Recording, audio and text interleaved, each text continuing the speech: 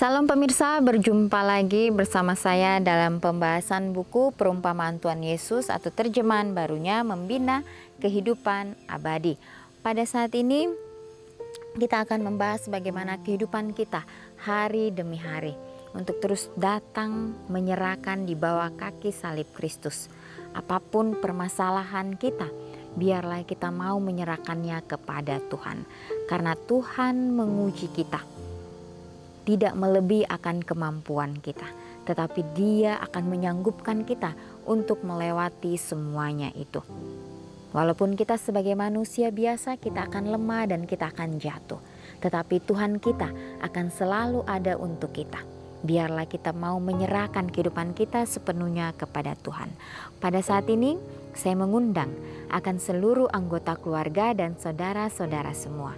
Kita dapat berkumpul bersama-sama, kita akan mempelajari nasihat firman Tuhan pada saat ini, dan biarlah rencana-rencana indah Tuhan itu akan menjadi bagian masing-masing kita.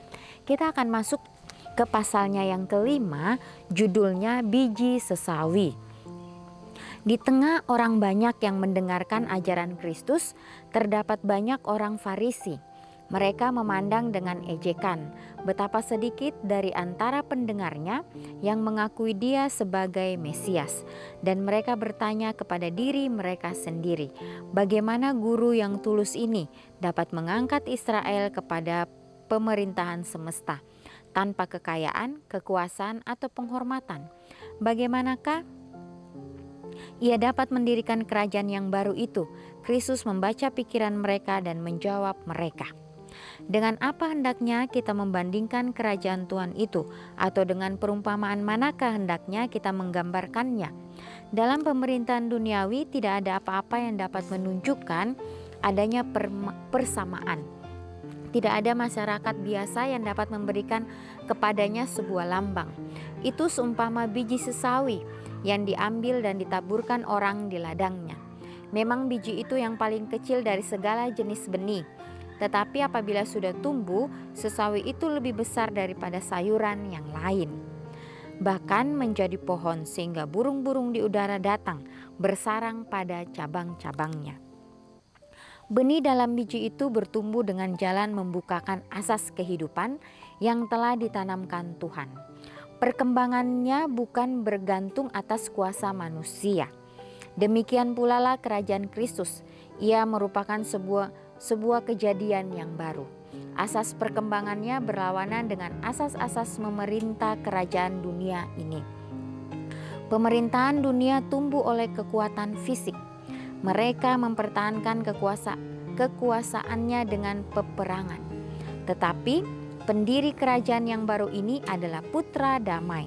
Roh Kudus menggambarkan kerajaan-kerajaan dunia dengan lambang binatang-binatang yang buas. Tetapi Kristus adalah anak domba Tuhan yang menghapus dosa dunia.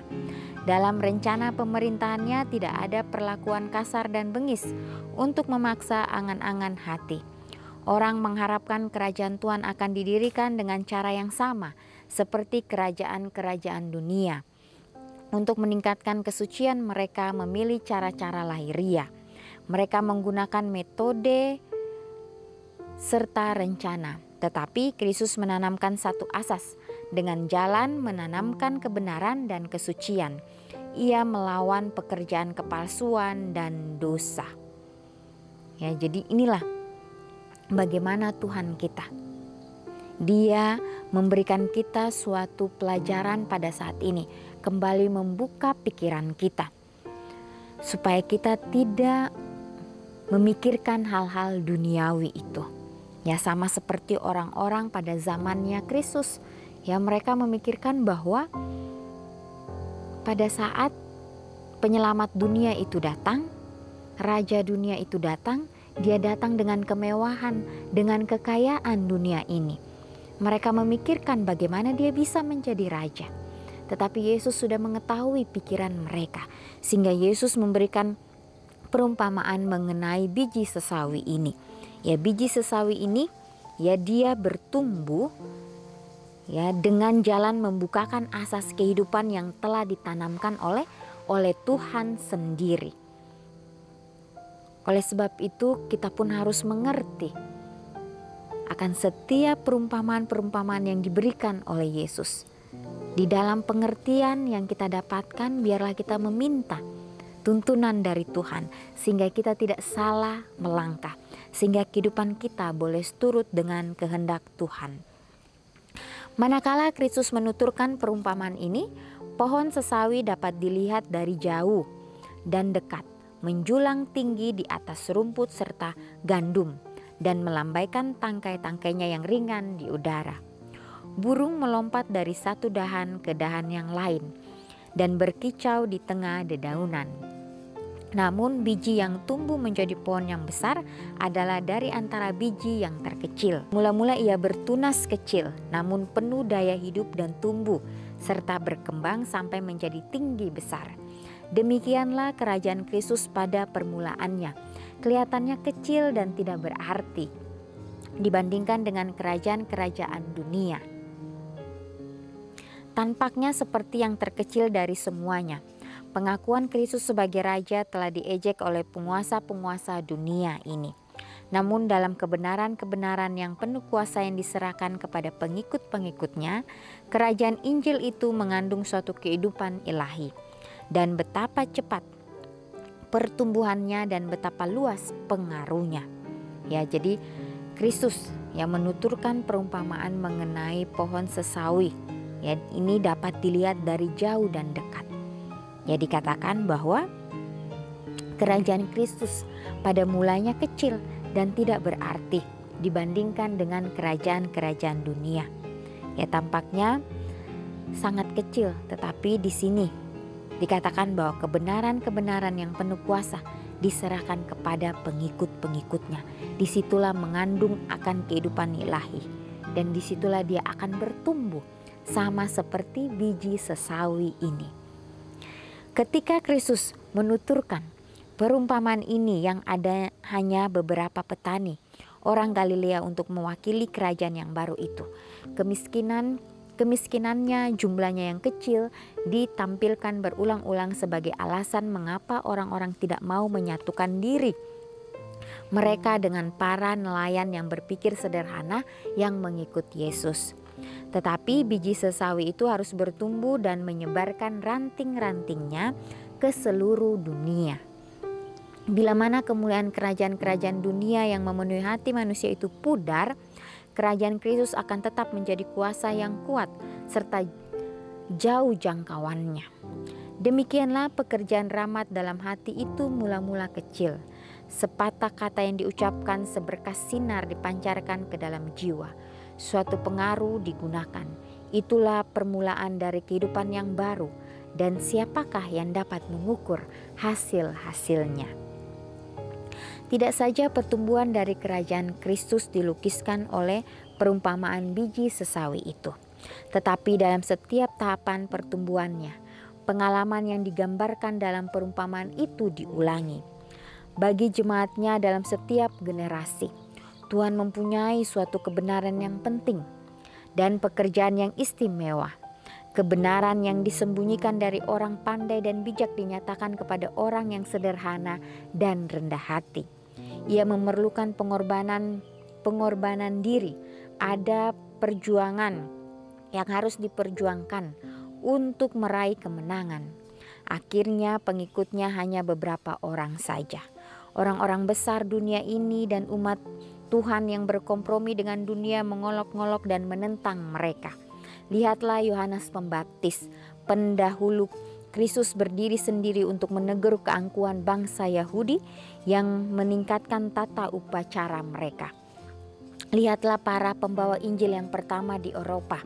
Ya, betapa gelap dan tanpa pengharapan kelihatannya tugas Paulus dan Silas.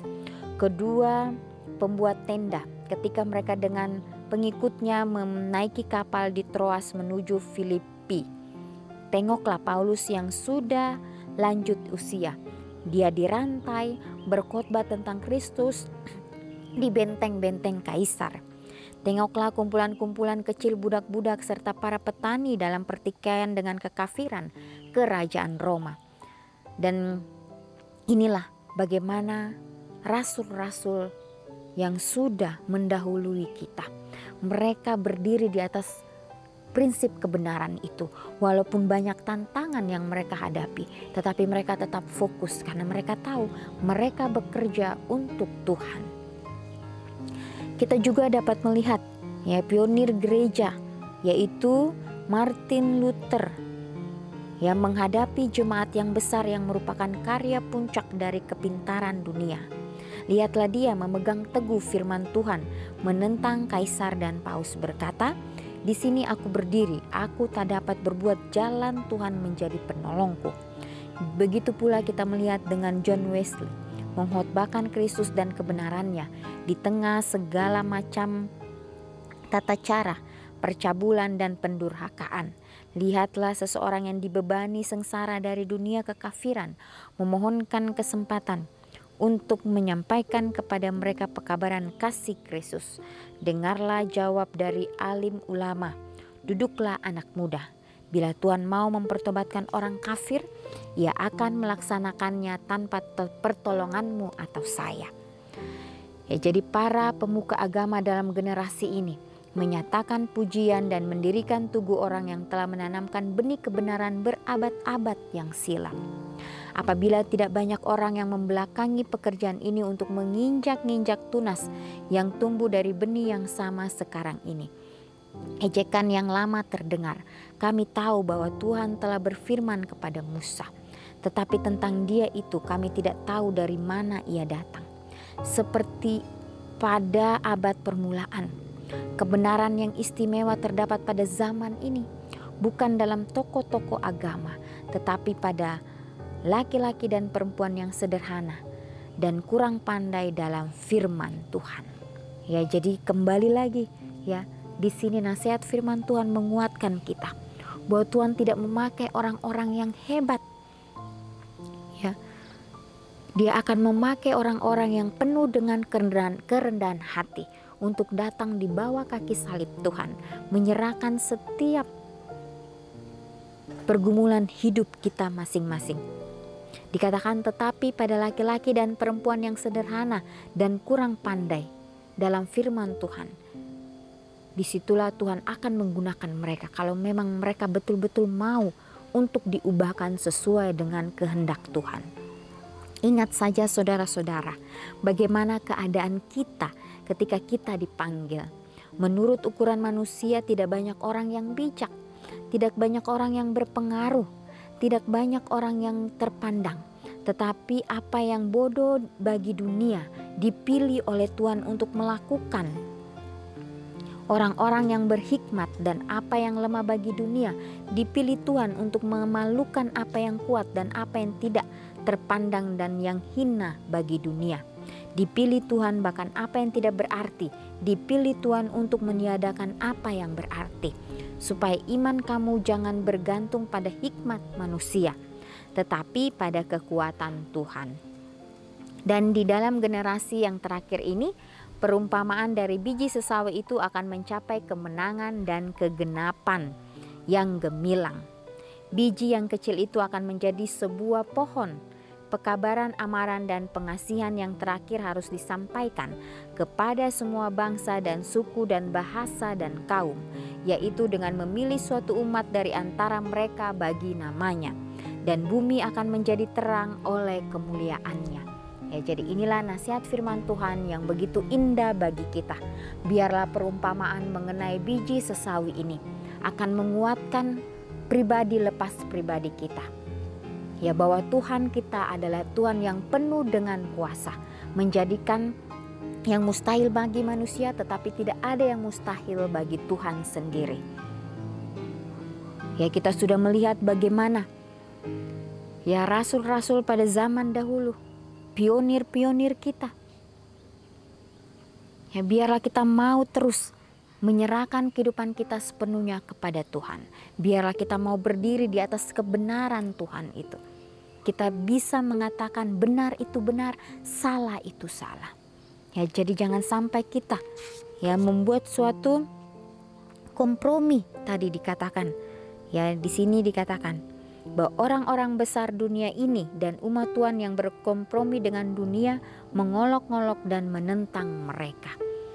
Jadi jangan sampai kita mengambil bagian di dalam hal-hal yang negatif, sehingga kita menghakimi orang lain, tetapi kita tidak mengoreksi akan diri kita sendiri. Kita harus berhati-hati karena kita hidup di detik-detik kedatangan Tuhan. Dunia kita tidak lama lagi. Biarlah kita mau mempersiapkan akan diri kita masing-masing untuk datang di bawah kaki salib Tuhan, sehingga kita tidak terombang-ambing oleh berbagai-bagai rayuan daripada si jahat ini. Biarlah kita mau mengambil komitmen kita masing-masing untuk datang kepada Tuhan. Ya, karena saat ini, pada saat kita membuka celah sedikit bagi si jahat, maka dia akan masuk dan dia akan mempengaruhi kehidupan kita. Biarlah kita selalu mengingat bagaimana kehidupan Yesus pada saat dia berada di dunia ini. Dia tetap fokus dengan misinya untuk menjalankan kehidupannya di dunia ini untuk menyelamatkan setiap umat manusia. Biarlah kita mau terus memandang kepada salib itu, bahwa dia telah mati untuk kita. Dan hari ini biarlah kita boleh mengambil komitmen kita masing-masing untuk kita mendirikan akan kerajaan Kristus di dalam hati kita masing-masing. Benih yang ditanamkan itu, biar itu dapat bertumbuh dengan pertolongan Tuhan saja. Ya, sehingga pada saat badai itu datang kepada kita, masalah itu datang kepada kita, kita boleh tetap teguh di dalam prinsip kebenaran Tuhan. Ya pemirsa, inilah nasihat firman Tuhan pada saat ini.